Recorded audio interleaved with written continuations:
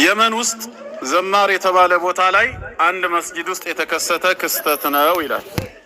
ይህ ክስተት እዚያው መስጂድ ውስጥ ሰፈል አወል ላይ የመጀመሪያው ሰፍ ላይ ቆሞ ሲሰግድ የነበረ አንድ ሰጋጅ ነው የሚያስተላልፍልን።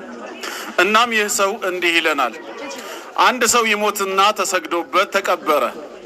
አላህ ይማረው አትሉም? ከዛ ከኢሻ ሰላት በኋላ ጀናዛ መሸከሚያውን ሊመልሱት ይዘውት ወደ መስጂድ ሲመጡ ሰዓቱ ሄዶ ስለነበር መስጂዱ ተዘግቷል። ስለዚህ ኻዲሞች ለፈጅር ሰላት ሲመጡ እንዲያነሱት በሚል ጀናዛ መሸከሚያውን ከመስጂዱ በር ከደረጃ ላይ ያስቀምጡታል። ነገር ግን ሌሊት 9 ሰዓት ተኩል አካባቢ አንድ ሰውዬ ወደ መስጂዱ ሲመጣ መስጂዱ ዝግ ሆኖና በረንዳው ተከፍቶ አገኘው። የተወሰነ ቢጠብቅም መስጂዱን የሚከፍትለት ሰው አጣ። ብርዱ በጣም ሲበረታበት ዞር ብሎ ሲያይ ጀናዛ መሸከሚያውን ካጠገቡ አገኘው። በውስጡም ብርድ ልብስ ነገር አለ።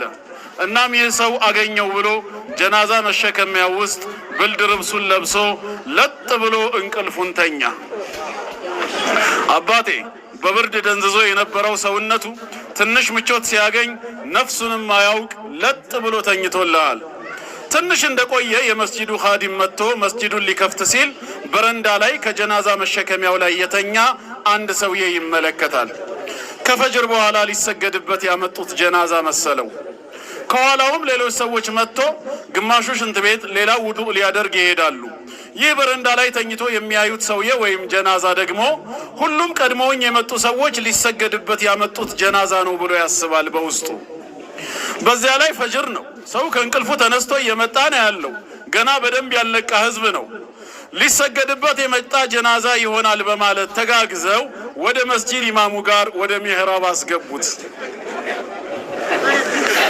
ብርድ የቀጠቀጠው ሰውዬ ሲሸከሙት አያውቅ ተኝቷል። ሰዎቹም የማን ይሁን ብለው አይጠይቁ፣ ገና ከእንቅልፋቸው በደንብ አልነቁም።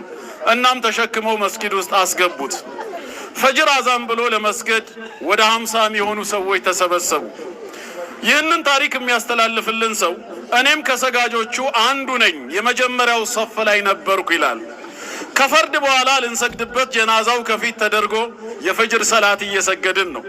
ልክ ለሁለተኛው ረካዓ ስንነሳ ጀናዛው ሲንቀሳቀስ አየሁ።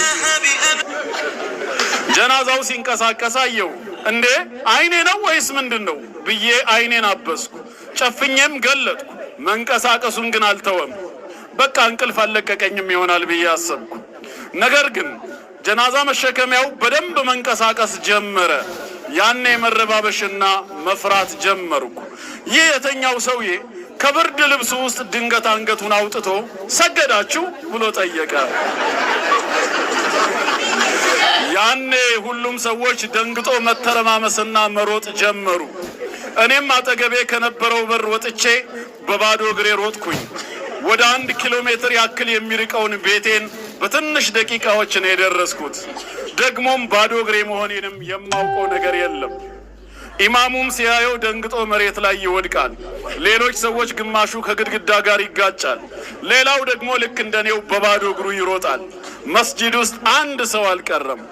አሁንም ሌላኛው በጣም የሚያስቀው ክስተት ተከሰተ።